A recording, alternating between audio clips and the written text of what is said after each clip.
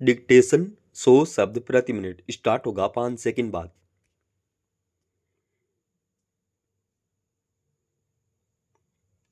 Start. हाल के वर्षों में भारत ने विभिन्न सेवाओं के डिजिटलीकरण में खासी प्रगति की है। देश में 90 करोड़ से अधिक इंटरनेट उपयोगकर्ता हो गए हैं, जिससे डिजिटल माध्यम से पैसे के लेन देन और अन्य कार्यों को पूरा करने का चलन भी बढ़ा है। इसी की बदौलत भारत ने दुनिया के सबसे बड़े रियल टाइम भुगतान बाजार के रूप में खुद को परिवर्तित किया है। वर्ष 2017 और 2023 के बीच रिटेल डिजिटल भुगतान में 50.8% की तेज वृद्धि दर्ज की गई है।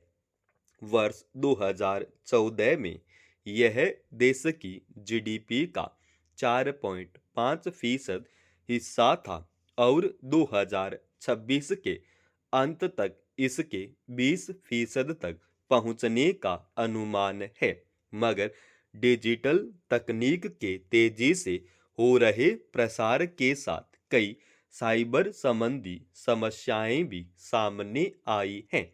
आज अक्सर ऐसे मामले सामने आ रहे हैं जहां लोग साइबर धोखाधड़ी के शिकार हो रहे हैं। भले ही डिजिटल समावेशन का सपना अब देश के दूरदराज इलाकों तक पहुंच चुका है, लेकिन इस उपलब्धि के साथ कई तरह की चुनौतियां भी पैदा हो गई हैं। तकनीक का दुरुपयोग सुरक्षा में सेंध लगा रहा है और इस तरह के अपराध पर लगाम लगाना सुरक्षा एजेंसियों के लिए भी टेढ़ी खीर साबित हो रहा है। केंद्र सरकार के आंकड़ों के अनुसार वर्ष 2021 के बाद से देश में साइबर अपराध से जुड़ी घटनाओं में करीब 400% की वृद्धि हुई है। अब ग्रामीण तथा अर्ध शहरी क्षेत्र डिजिटल ठगी के नए केंद्र बनते जा रहे हैं। कुछ शहरों में साइबर सुरक्षा व्यवस्था कमजोर होने के कारण वहां इस तरह के अपराध तेजी से बढ़े हैं। ग्रामीण इलाकों में भी साइबर अपराध का बढ़ना कोई संयोग नहीं, बल्कि यह सामाजिक और तकनीकी बदलाव का नतीजा है। बिहार, उत्तर प्रदेश और झारखंड जैसे राज्यों में स्मार्टफोन और सस्ते इंटरनेट ने डिजिटल पहुंच तो बढ़ा दी है, लेकिन लोगों में डिजिटल समझ नहीं बढ़ी है। सट्टेबाजी, ऑनलाइन खेल ऐप जो मनोरंजन के रूप में पेश किए जाते हैं, वे साइबर ठगी के आसान जरिया बन गए हैं। यही वजह है कि पिछले 6 साल में ऑनलाइन धोखाधड़ी के कारण भारतीयों को 52,000 करोड़ रुपए से ज्यादा का नुकसान उठाना पड़ा है। यह जानकारी भारतीय साइबर अपराध समन्वय केंद्र के ताजा आंकड़ों से सामने आई है। समन्वय केंद्र की रपट में कहा गया है कि वर्ष 2025 में देश के नागरिकों ने करीब 19,813 करोड़ रुपए साइबर धोखाधड़ी में गंवाए हैं। इस दौरान 21 लाख से ज्यादा शिकायतें राष्ट्रीय साइबर अपराध रिपोर्टिंग पोर्टल पर दर्ज हुई। इससे पहले वर्ष 2024 में 22,849 करोड़ रुपए का नुकसान और लगभग 19 लाख शिकायतें सामने आई। आज जब ज्यादातर चीजें मोबाइल और इंटरनेट पर सुलभ हैं, वहीं साइबर अपराधी भी हर उस चूक का इंतजार करते हैं जो आम लोग अनजाने में कर बैठते हैं। ऐसे में सबसे जरूरी है कि लोग खुद को डिजिटल रूप से प्रशिक्षित और सतर्क बनाएं। समस्या इसलिए भी जटिल होती जा रही है कि साइबर अपराधी ठगी के नए नए तरीके अपनाते हैं।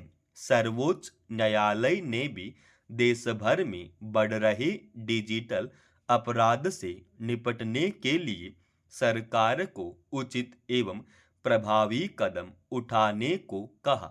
शीर्ष अदालत के मुताबिक डिजिटल धोखाधड़ी के मामलों में बैंकों और संबंधित अधिकारियों को भी सतर्क रहने की जरूरत है। साइबर ठगी के मामलों में पीड़ित व्यक्ति को आर्थिक राहत मुहैया कराने की मांग भी उठ रही है, जिस पर भारतीय रिजर्व बैंक विचार कर रहा है। माना जा रहा है कि आरबीआई एक नया नियम बना सकता है, जिसके तहत साइबर ठगी के छोटे मामलों में पीड़ित को 25,000 रुपए की आर्थिक मदद मिल सकती है। मगर यह तभी संभव होगा जब पीड़ित व्यक्ति समय पर बैंक को इस तरह की धोखाधड़ी की जानकारी देगा। साइबर अपराध बढ़ने से आम लोगों की आर्थिक सुरक्षा को लेकर गंभीर सवाल खड़े हो गए हैं। हालात ये हैं कि साइबर अपराध अब केवल तकनीकी चूक का मामला नहीं रह गया है, बल्कि यह व्यक्तिगत गोपनीयता और समग्र डिजिटल व्यवस्था के लिए गंभीर चुनौती बनता जा रहा है। आज साइबर ठगी केवल ईमेल या फोन कॉल तक सीमित नहीं रह गई है। AI, voice cloning, defective video, नकली ऐप और सोशल मीडिया पर बनाए गए फर्जी प्रोफाइल के जरिए अपराधी आम लोगों पर मानसिक दबाव बनाकर धोखाधड़ी कर रहे हैं। कई मामलों में जालसाज खुद को बैंक अधिकारी, पुलिस अफसर, आयकर अधिकारी या किसी करीबी रिश्तेदार के रूप में पेश कर तत्काल भुगतान की मांग करते हैं। ऐसे में साइबर सुरक्षा अब महज पैसों के नुकसान से बचाने का मामला नहीं है, बल्कि यह देश की आंतरिक और राष्ट्रीय सुरक्षा से जुड़ा मुद्दा बन चुका है। एक रपट के मुताबिक भारत में डिजिटल तरीके से वित्तीय लेन देन अब बड़े पैमाने पर होने लगा है।